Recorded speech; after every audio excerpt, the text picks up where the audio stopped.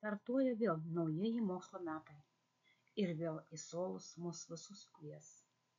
Visi vėl kelią pasirinkti norėsime teisingą, kad susikur gyvenimą į ateitį tolyn. Šie perkeltiniai metai visokiojopai skirsis nuo kitų. Reikės palikti, ką išmokai ir perlipti ant relsų jau naujų. Štai šitoj vietoj visada žmogus stiprus išlieka, kas kreipiasi labiausiai į save.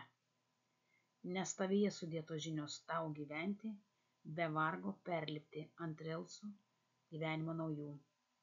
Ir dosniai pasiruošęs tuoj rugsėjais, naujais žinių varpeliais pasitiks visus. Šiandien svarbiausia užduotis žmogaus – išmokti iškelti savo tikslus ir užduotis. Išmokti iš savo sielos pasiimti ir atiduoti taip, kad nieko nepažeisti. Todėl didžiulė užduotis prieš žmogų atsistoja. Mokytis, mokytis ir mokytis, bendrauti su savimi.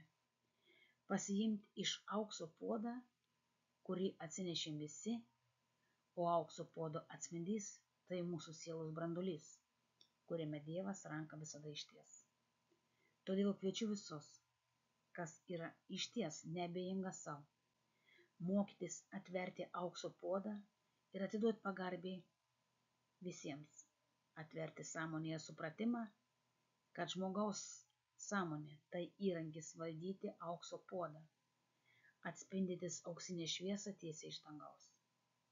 Tas paprastumas kartais būna sudėtingas, todėl kviečiu išmokti būti drąsiems ir mylintiems žmonėms.